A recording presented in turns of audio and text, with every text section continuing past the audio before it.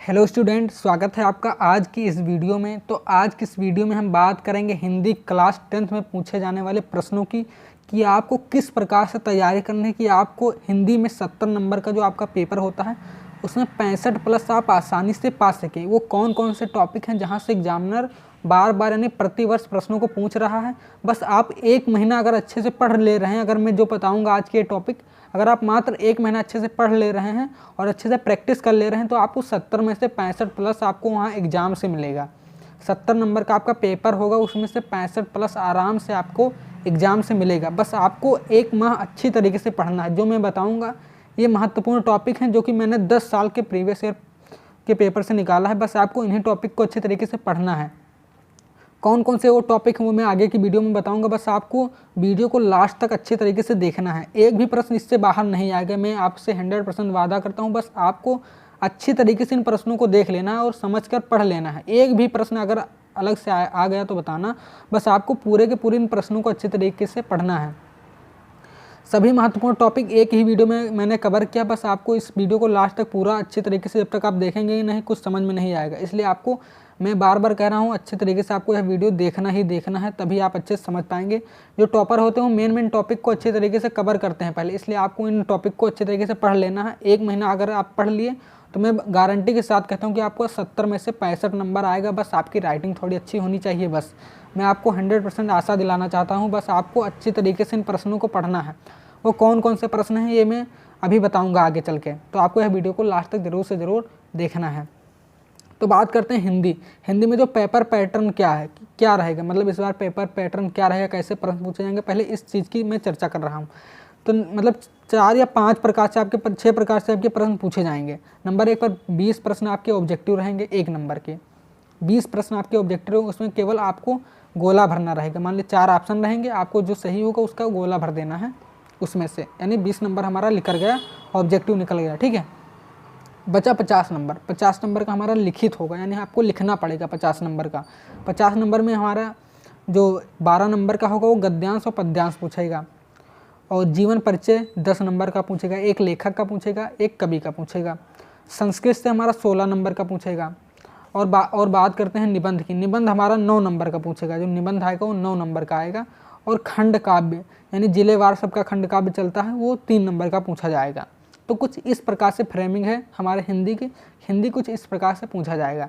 20 number का objective प्रश्न, गद्यांश व पद्यांश 12 नंबर का, 6 नंबर का एक आएगा। जीवन परिचय 10 नंबर का, एक लेखक का रहेगा, एक कवि का रहेगा। संस्कृत हमारा 16 नंबर का पूछा जाएगा। निबंध हमारा 9 नंबर का पूछा जाएगा। और खंड काव्य जिलेवार जो कि पूछा जाता है, हर जिले का अलग अलग होता है, वो 3 नंबर का पूछा जाएगा। तो इस प्रकार से प्रश्न आपके एग्जाम में आएंगे। टोटल हमारा 70 नंबर होगा, यानी आपको 50 नंबर लिखना पड़ेगा और 20 नंबर आपको वहाँ पर गोला भरना पड़ेगा OMR सीट में। तो आपको ये ध्यान में रखना है। अब एक एक की बात करते हैं कि हाँ कहाँ से किस प्रकार से प्रश्न पूछा जाएगा। हम एक एक टॉपिक यहाँ से उठाएंगे, पहले ये उठाएंगे फिर ये उठाएंगे, ऐसे ही उठाकर चलेंगे और आपको समझाएंगे कि कहाँ से किस प्रकार से प्रश्न पूछा जाता है, कौन कौन से इंपॉर्टेंट टॉपिक हैं जिन्हें आपको पढ़ना है। बस आप उन्हीं टॉपिक को अच्छे तरीके से पढ़ लीजिएगा, आपका अच्छा सा अच्छा नंबर आएगा। बात करते हैं ऑब्जेक्टिव प्रश्नों की। ऑब्जेक्टिव हमारा 20 नंबर का पूछा जाएगा, जो कि हमारा व्याकरण से और रचनाएं पूछेगा। इसमें व्याकरण रहेगा, संधि विच्छेद उच्छेद ऐसे ही रहेगा, और रचनाएं रहेंगी। ये टोटल 20 नंबर का हमारा रहेगा। तो इसमें आपको जो आपने कोई भी बुक ली हो, रेफरेंस बुक, उससे अच्छे तरीके से अगर आप पढ़ लेंगे तो आपका अच्छे तरीके से हो जाएगा। और मैं आपको 50 क्वेश्चनों की एक वीडियो बनाऊँगा, अगर आप उसे अच्छे तरीके से देख लेंगे तो ये 20 नंबर आपके अच्छे तरीके से कवर हो जाएंगे। तो इसमें कोई आपको दिक्कत लेनी नहीं है। अब बात करते हैं अगले मतलब कि जो हमारा अगला टॉपिक क्या है। अगला टॉपिक हमारा है गद्यांश, यानी एक गद्यांश पूछेगा, एक पद्यांश पूछेगा। तो गद्यांश यानी गद्यांश में आपको संदर्भ प्लस व्याख्या रहेगा, प्लस कुछ क्वेश्चन रहेंगे, 1-2 क्वेश्चन पूछ लेता है। तो इसमें क्या करना है, सबसे पहले गद्यांश लिखते समय आपको संदर्भ बिल्कुल भी गलत नहीं करना है। अगर आपने संदर्भ गलत कर दिया तो एक भी नंबर नहीं देगा, एक भी नंबर नहीं देगा। क्योंकि आपको अगर पता ही नहीं कि जो मतलब आप लिख रहे हैं उसका लेखक कौन है, तो आप कैसे एग्जामिनर आपको नंबर दे देगा। तो आपको संदर्भ बिल्कुल भी गलत नहीं करना है। आपको मैं बार बार बता रहा हूँ, संदर्भ तनिक भी गलत नहीं करना। लेखक का नाम अच्छे तरीके से पता होना चाहिए कि हाँ इसका लेखक कौन है। अगर आपको लेखक ही नहीं पता है तो आप आगे क्या लिखेंगे। इसलिए एग्जामिनर आपको एक भी नंबर नहीं देगा अगर आपने संदर्भ गलत कर दिया। तो आपको संदर्भ को बिल्कुल अच्छे तरीके से लिख कर आना है। ठीक है, अब बात करते हैं गद्यांश में आप कौन कौन से वो मतलब चैप्टर हैं अच्छे तरीके से पढ़ लें कि आपका अच्छे से गद्यांश कवर हो जाए। तो गद्यांश में आपको ज़्यादा कुछ मेहनत नहीं करनी, बस आपको 2 चैप्टर को अच्छे तरीके से पढ़ना है। पहला चैप्टर हमारा मित्रता, दूसरा हमारा ममता। अगर इन दोनों चैप्टर को अच्छे तरीके से आपने पढ़ लिया, एक बार बस आपको अच्छे तरीके से पढ़ लेना है, कुछ भी नहीं करना, पढ़ लेना है। इनके लेखक कौन है, बस आपको ये समझ लेना है इनके लेखक कौन है। बस मतलब पंक्तियों को आप पहचान सके कि हाँ इसके लेखक यही, बस लेखक का नाम नहीं गलत होना चाहिए, बाकी आप वहाँ पर अच्छे तरीके से व्याख्या कर लेंगे। व्याख्या में कुछ करना नहीं रहता, बस आपका संदर्भ में लेखक का नाम सही हो और व्याख्या में जो उसमें लिखा रहता है अंडरलाइन जो होती हैं उसी को तोड़ मरोड़ कर थोड़े अच्छे अपनी भाषा में बनाकर लिख देना है, उसमें कुछ भी नहीं करना, बस आपका लेखक का नाम अच्छे तरीके से याद होना चाहिए। और मित्रता चैप्टर को अच्छे तरीके से पहले पढ़ लीजिएगा, ममता चैप्टर को पढ़ लीजिएगा, एक बार इसे रीड कर लीजिएगा, अच्छे तरीके से पढ़ लीजिएगा। तो आपको इसमें कुछ भी नहीं करना, मित्रता चैप्टर पढ़ना है और ममता पढ़ना है। बस आपको पंक्ति अगर आप देखें तो पहचान सके कि हाँ इसके लेखक ये हैं, इसके लेखक ये हैं, बस आपको इतना करना है, बाकी कुछ भी नहीं करना है। आप अच्छे से कर लेंगे और आपको अच्छे तरीके से लिखना भी आता हो, हाँ कि आप अच्छे तरीके से लिख भी लें, आपकी स्पीड अच्छी होनी चाहिए। अब बात करते हैं पद्यांश में क्या पूछेगा। तो हमारा पद्यांश भी संदर्भ प्लस व्याख्या पूछेगा, प्लस कुछ क्वेश्चन पूछ लेगा, 1-2 क्वेश्चन, ये भी 6 नंबर का हमारा पूछा जाएगा। पद्यांश में भी आपको संदर्भ बिल्कुल भी नहीं गलत करना, बार बार मैं कह रहा हूँ आपको संदर्भ बिल्कुल भी गलत नहीं करना पद्यांश में, यानी जो कवि का नाम होगा उसको आपको यहाँ पर गलत नहीं करना है, अच्छे तरीके से उसका नाम याद होना चाहिए। अब पद्यांश में कौन कौन से पाठ हैं जो बहुत ही ज़्यादा इंपॉर्टेंट हैं। तो पद्यांश में एक हमारा पाठ है सूरदास, इसमें पद हैं सूरदास के, उसमें से आपको पहला पद, दूसरा, 7वां, 8वां, 10वां विशेष रूप से इसे पढ़ना है, विशेष रूप से यानी अच्छे तरीके से पढ़ना। और भी आप इस चैप्टर को अच्छे तरीके से पढ़ लेंगे तो आपका इसी चैप्टर से आएगा, एक भी मतलब 2 रहेंगे, एक तो 100% यहाँ से आएगा, लेकिन आप पहला, दूसरा, 7वां, 8वां, 10वां को विशेष रूप से पढ़िएगा और बाकी सूरदास के पद भी पढ़िएगा, लेकिन इसे अच्छी तरीके से पढ़िएगा, बहुत ही अच्छी तरीके से, कि आप आए तो इसे बिल्कुल 100% सही लिख सकें, 100%, एक भी परसेंट आपका गलत ना हो। ये 5 जो हमारे हैं ये अच्छे तरीके से आप तैयार कर लीजिएगा, पहला, दूसरा, 7वां, 8वां और 10वां। और मतलब और भी पढ़ना है, सूरदास की जो और पद हैं उससे पढ़ लेना है, लेकिन इन्हें अच्छे तरीके से आपको पढ़ लेना है। बात करते हैं अगले चैप्टर में क्या पूछेगा, इसी में पद्यांश में एक राम नरेश त्रिपाठी का जो चैप्टर है मतलब है स्वदेश प्रेम, ये भी बार बार पूछ रहा है, 3 साल लगातार से ये आ रहा है, इसलिए आपको इसे भी अच्छे तरीके से पढ़ लेना है, स्वदेश प्रेम को अच्छे तरीके से इसे पढ़ लेना है। और एक बिहारी लाल जी हैं, उनके भक्ति जो हमारा भक्ति उनका जो पद है उसमें से पहला, दूसरा, तीसरा, चौथा, बस इतना पढ़ना है। भक्ति में से 4 पद आपको पढ़ लेना है। सूरदास को अच्छे तरीके से पढ़ना, उनके ये पद अच्छे तरीके से पढ़ लेना है और बिहारी लाल का भक्ति से पढ़ लेना। अगर आप सूरदास को अच्छे तरीके से पूरे चैप्टर को कवर कर लिए तो आपको और कुछ पढ़ने की ज़रूरत ही नहीं है, वहीं से पूछ लेगा, 1-2 आएगा, एक तो 100% यहीं से आता है। और राम नरेश त्रिपाठी का लगभग 3 साल से लगातार पूछ रहा है, तो आपको ये भी स्वदेश प्रेम वाला अच्छे तरीके से पढ़ लेना है। तो अगर आपने अच्छे तरीके से इसे पढ़ लिया है, सूरदास के पद और राम नरेश त्रिपाठी को ही पढ़ लिया है, तो आपको अच्छे तरीके से हो जाएगा। बिहारी को पढ़िए या ना पढ़िए, अगर चाहते हैं बिहारी को भी पढ़ना तो उसका पहला, दूसरा, तीसरा और चौथा पद पढ़ सकते हैं भक्ति में, जो हमारा भक्ति वाला उनका पोर्शन है उसमें से। तो पद्यांश से हमारा अगर इतना पढ़ लिए तो आपको पद्यांश 100% हो जाएगा, एक भी प्रश्न बाहर नहीं आएगा। पद्यांश में भी आपको संदर्भ गलत नहीं करना, संदर्भ गलत कर देंगे आपका एक भी नंबर नहीं मिलेगा, तो आपको संदर्भ बिल्कुल भी गलत नहीं करना है। बढ़ते हैं अगले टॉपिक पर कि अगला हमारा टॉपिक क्या है। तो अगला टॉपिक हमारा है जीवन परिचय। आपको एक जीवन परिचय कवि का लिखना पड़ेगा और एक जीवन परिचय हमारा लेखक का लिखना पड़ेगा, एक लेखक का रहेगा, एक कवि का रहेगा, तो आपको दोनों लिखना पड़ेगा, ठीक है, अलग अलग लिखना पड़ेगा। तो आपको ध्यान रखिएगा, 3 जीवन परिचय पूछेगा, 3 लेखक से पूछेगा, 3 कवि से पूछेगा। इस बार 3 लेखक से पूछा था और 4 कवि से पूछा था, तो आपको एक लिखना रहेगा। बस उसमें करना क्या है, 5 नंबर का पूछेगा, मान लीजिए लेखक का है 5 नंबर का पूछेगा, 3 नंबर आपको लेखक के बारे में देगा और 2 नंबर उनकी रचनाओं। जब तक आप रचनाएं नहीं लिखेंगे तो आपको 2 नंबर नहीं मिलेंगे, केवल 3 ही नंबर मिलेंगे। तो आपको रचनाएं भी लिखना है लेखक की, और 3 नंबर उनका मतलब जीवन परिचय, कब जन्म हुआ, मृत्यु कब हुई, प्रारंभिक शिक्षा क्या थी, माता पिता का नाम याद हो तो उसे भी आप डाल सकते हैं, तो आपको बता देना है। फिर इसमें अब लेखक में कौन कौन से जिन्हें आपको याद करना है, लेखक में आपको मात्र 2 याद करना है, एक आचार्य रामचंद्र शुक्ल जी का और जयशंकर प्रसाद जी का।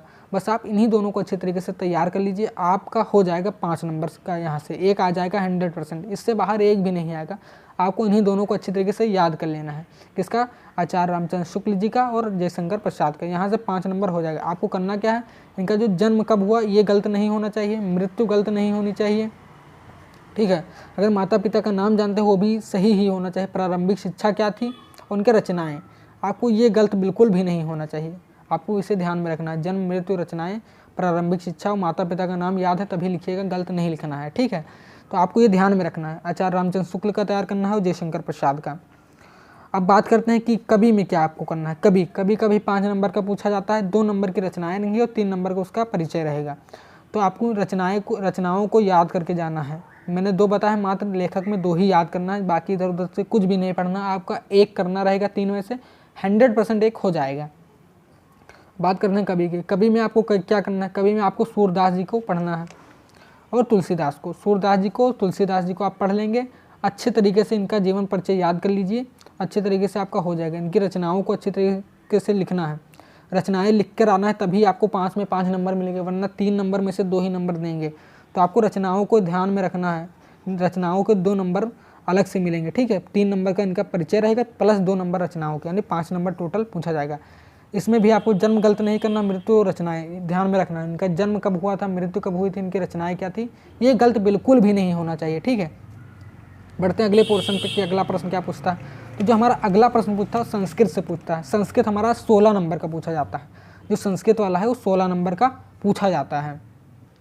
संस्कृत में हमारा जो पहला टॉपिक है, संस्कृत में जो हमारा पहला टॉपिक है वो संस्कृत में संदर्भ सहित अनुवाद पूछता है। 2 पूछता है 5-5 नंबर का, उसमें संदर्भ आपको लिखना पड़ेगा प्लस उसका अनुवाद, हिंदी में अनुवाद लिखना पड़ेगा। जो संस्कृत में पूछा जाएगा उसका हिंदी में अनुवाद लिखना पड़ेगा। अब इसमें क्या करना है, 2 आएंगे 5 नंबर का प्लस 5 नंबर, 10 नंबर का अनुवाद आएगा। इसमें कौन कौन से प्रमुख पाठ हैं, तो आपको वाराणसी वाला पाठ को अच्छी तरीके से पढ़ लेना है और भारतीय संस्कृति को अच्छी तरीके से पढ़ लेना है। यहीं से आपका हो जाएगा दोनों, 5 नंबर के ये भी हो जाएगा, 5 नंबर के ये भी, यानी दोनों हो जाएंगे, कोई भी दिक्कत नहीं होगा। बस आपको अच्छे तरीके से पढ़ लेना है और हिंदी में अनुवाद करना है। आपको क्या करना है, हिंदी में अनुवाद करना है, हिंदी में ही आपको अनुवाद करना है। अच्छे तरीके से पढ़ लीजिएगा, वाराणसी और भारतीय संस्कृति अच्छे तरीके से आपको पढ़ लेना है। और 10 नंबर के ये अनुवाद करने का आएगा, 5-5 नंबर का अलग अलग से, ठीक है। बढ़ते अगले संस्कृत में जो हमारा अगला पोर्शन है वो कंठस्थ श्लोक, जो प्रश्न पत्र में ना आया हो, आपको जो प्रश्न पत्र मिलेगा उसमें जो श्लोक ना आया हो उसे आपको लिखना याद किया हुआ। ये 2 नंबर का रहेगा, काफ़ी आसान है। आप 2 श्लोकों, किन्हीं 2 श्लोकों को आप अच्छे तरीके से याद कर लीजिए, आपका ये 2 नंबर आसानी से मिल जाएगा। तो आपको ध्यान में रखना है, संस्कृत में आपको वाराणसी और भारतीय संस्कृति, अगर ये दोनों अच्छे तरीके से पढ़ लिए तो आपका 4 नंबर का वो जो हमारा पूछा जाता है संस्कृत में प्रश्न, वो भी आपका यहीं से हो जाएगा। तो बढ़ते हैं संस्कृत के अगले पोर्शन में। तो जो संस्कृत का अगला पोर्शन है, 2 संस्कृत के प्रश्न आएंगे जिनका जवाब संस्कृत में देना होगा। यानी आपको संस्कृत के 2 प्रश्न आएंगे, उनका संस्कृत में ही जवाब देना होगा, आपको हिंदी में जवाब नहीं लिखना है। 2 + 2 यानी 2 नंबर के रहेंगे। 5 क्वेश्चन पूछेगा, उसमें से आपको 2 करना है। अगर आपने जो मैंने पीछे बताया है, अगर वाराणसी और भारतीय संस्कृति अच्छे तरीके से पढ़ लिया है, समझ लिया, तो आपका ये भी वहीं से हो जाएगा। तो संस्कृत के हमारे 16 नंबर हो गए। 10 नंबर का हमारा अनुवाद पूछेगा, 10 नंबर का क्या पूछेगा, अनुवाद, 10 नंबर का अनुवाद, 2 नंबर का कंठस्थ श्लोक पूछेगा और 4 नंबर का हमारा ये मतलब संस्कृत के उत्तर, प्रश्नोत्तर आपको ध्यान में रखना है। यानी 10 + हमारा 2 और 4 यानी 16 नंबर का हमारा संस्कृत हो गया, आपको ध्यान में रखना है। फिर अगला जो हमारा प्रश्न पूछेगा वो निबंध से पूछेगा। काफ़ी बड़ा क्वेश्चन पूछता है, 9 नंबर का ये पूछता है, निबंध का 9 नंबर का आएगा निबंध से। तो आपको निबंध कौन कौन से निबंध को तैयार कर लेना है। तो निबंध में सबसे पहला हमारा निबंध है पर्यावरण प्रदूषण। पर्यावरण प्रदूषण को आपको अच्छे तरीके से तैयार कर लेना है। जनसंख्या को भी आपको अच्छे तरीके से तैयार कर लेना है।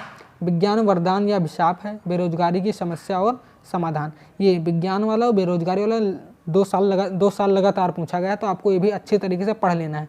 2023 में भी आया है, 22 में भी आया है और विज्ञान वाला हमारा 21 में भी आया है। तो आपको ध्यान में रखना है, अच्छी तरीके से इसे पढ़ लेना है। जनसंख्या पर आने की संभावना ज़्यादा है, क्योंकि जनसंख्या इस समय मतलब सबसे ज़्यादा भारत की जनसंख्या हो गई है। तो आपको ध्यान में रखना है कि जो मतलब रिसेंटली टॉपिक होते हैं, जो ज़्यादा मतलब चर्चा में रहते हैं, वही पर पूछा जाता है। और शायद G20 हुआ है इस समय, उस पर भी आपको थोड़ा बहुत नज़र मार लेनी है, शायद ये भी आ जाए। अगर आपने ये चारों को तैयार किया तो आपका 1 हो जाएगा, उसमें कोई दिक्कत नहीं होगी। बस आपको अच्छी तरीके से आता हो, अच्छे तरीके से आप लिखते हो और अच्छे तरीके से आ जाए तो आप अच्छे तरीके से लिख सकें। तो आपको ये भी ध्यान में रखना है। फिर जो हमारा लास्ट में प्रश्न पूछता है वो खंडकाव्य से पूछता है। खंडकाव्य हमारा जिलेवार आता है, यानी प्रत्येक जिले का अलग अलग आता है। तो आप जिस भी जिले से हो उस जिले का आप खंडकाव्य पढ़ लीजिए अच्छे तरीके से। बस उसका नायक का, अपने ज़िले के अनुसार नायक का चरित्र चित्रण तैयार कर लीजिए। यानी आप जिस भी ज़िले से उसके नायक के चरित्र चित्रण को आप तैयार कर लीजिए। 3 नंबर का पूछा जाता है, आप 3 नंबर आसानी से पा सकेंगे। बस नायक का आपको ध्यान में रखना, कोई भी उसका सर्ग नहीं पढ़ना, आपको नायक को अच्छे तरीके से तैयार कर लेना, हो जाएगा, कोई भी उसमें परेशानी नहीं होगी। तो इस प्रकार से पूरे 70 नंबर का मैंने विश्लेषण कर दिया है। बस आप अच्छी तरीके से तैयार कर लीजिए, जो जो मैंने बताया है अच्छे तरीके से एक बार अपनी कॉपी में लिख कर तैयार कर लीजिए कि हाँ हमें यही टॉपिक को अच्छे तरीके से पहले कवर कर लेना है। अगर आपने इतना ही पढ़ लिया तो मैं 100% वादा दिलाता हूँ आपका 70 में से आपका 65 आराम से आ जाएगा। 65 नंबर आपका आराम से आ जाएगा 70 में से, प्लस 30 नंबर आपके कॉलेज में मिलेंगे, मतलब जिस स्कूल में पढ़ रहे होंगे उसमें मिलेंगे। आपका 95 हिंदी में लाने से कोई भी नहीं रोक सकता। बस आपको इतना ही पढ़ना है। और करना क्या है, एग्ज़ाम में क्या गलती नहीं करनी। एग्ज़ाम में आपको कोई मतलब मान लीजिए कि कोई भी प्रश्न आप लिखते समय काट पीट ना करें। आंसर लिखते समय काट पीट बिल्कुल भी नहीं करनी है। शुरुआती आंसर लिखते समय बिल्कुल भी नहीं करनी है। बीच में भले थोड़ी गलती हो जाए, लेकिन शुरुआत में आप अगर प्रश्नों का उत्तर लिख रहे हैं शुरुआत में, तो आपको तनिक भी गलती नहीं की, क्योंकि एग्जामिनर के मन में बैठ जाएगा कि आपने आगे भी यही गलती की होगी। इसलिए आपको शुरुआत में तनिक भी गलती नहीं करनी है। अगर आपने कोई भी काट पीट दिया तो आपके नंबर बहुत ही कम मिलेंगे, अच्छा नंबर नहीं मिलेगा। और अगर आपकी राइटिंग अच्छी नहीं बन रही तो आप दूर दूर लिखने का प्रयास करिए, दूर दूर लिखने का प्रयास करिए। और अगर स्पीड स्लो है तो आप स्पीड बढ़ा लीजिए। पर डे लगभग 5-6 पेज लिखिए। 5-6 पेज आपको लिखना है पर डे, यानी प्रत्येक दिन आपको टारगेट बनाना है 5-6 पेज लिखने का, तभी आप अच्छा नंबर पा सकेंगे। देखिए, अगर आप अच्छा नंबर पाना चाहते हैं तो औरों से बेहतर बनना पड़ेगा। अगर आपने मतलब सभी जो कर रहे हैं वही करेंगे तो आपका भी नंबर कम ही आएगा। इसलिए आप कुछ अलग करना पड़ेगा। अच्छे नंबर लाने के लिए आपको अलग मेहनत करनी पड़ेगी। रोज़ लगभग 5-6 पेज आपको लिखना है, अच्छे से टॉपिक को कवर करना है, पढ़ना है, समझना है और अपनी भाषा में आंसर का मतलब प्रश्नों के उत्तर देना है। ये नहीं कि जो रट्टा मार लिया वही लिखना। कुछ जो आपके दिमाग में आए आप उसे भी इंक्लूड करिए आंसर में, उसमें शामिल करिए प्रश्न का उत्तर लिखते समय। अगर आप इन सब बातों का ध्यान में रखते हैं तो आपको निश्चित ही एक अच्छा नंबर मिलेगा। आप बोर्ड में अच्छा से अच्छा नंबर हासिल करेंगे। तो आशा करता हूँ कि आपको यह वीडियो पसंद आई होगी। मैंने जो भी विश्लेषण किया है अगर आपको पसंद आया हो तो कमेंट करके हमें ज़रूर बताइए। और वीडियो चैनल पर नए हैं तो चैनल को सब्सक्राइब कर लीजिए और वीडियो को लाइक भी कर दीजिए। मिलते हैं अगले वीडियो में, तब तक के लिए जय हिंद, जय भारत।